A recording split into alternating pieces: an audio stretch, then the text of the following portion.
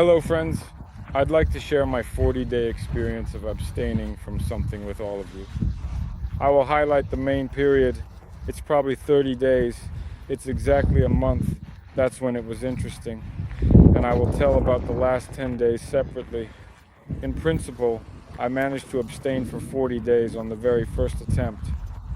Could have gone for a longer duration, but simply became fatigued with it. Initially established a goal of 45 days. It was based on observing a video on YouTube regarding the stages of abstinence, what occurs during the initial week, the second week, the third week, and so forth.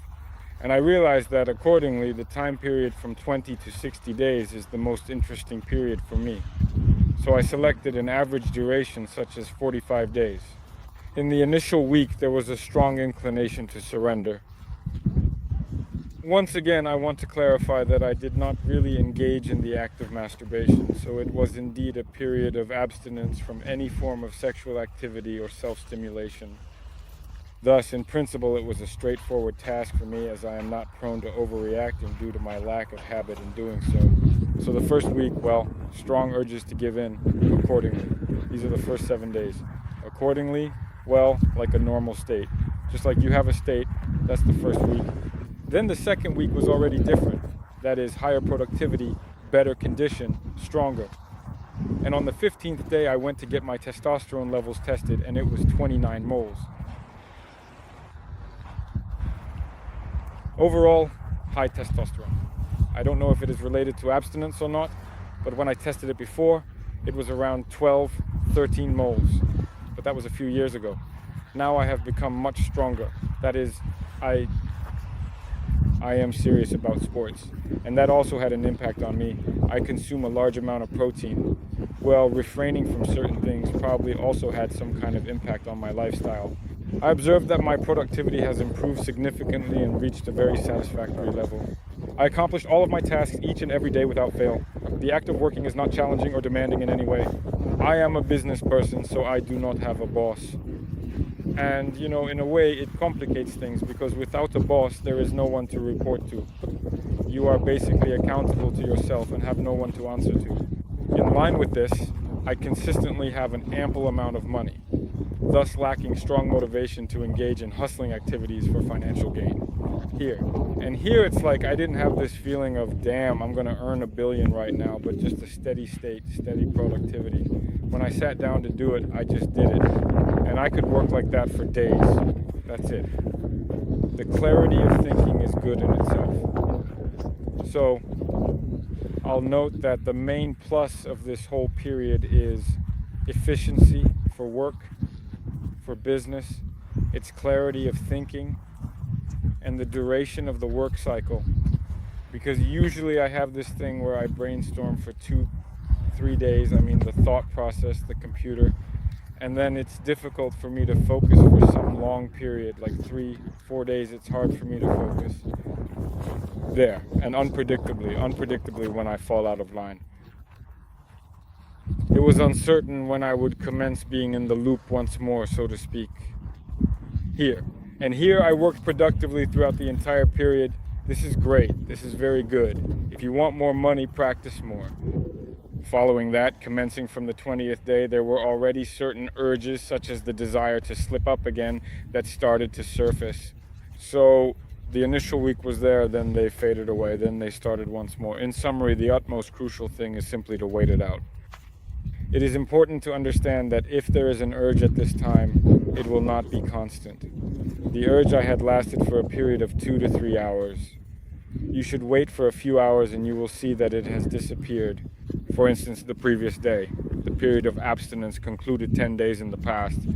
An example on the same topic. It has been 4 days since I started experiencing these urges.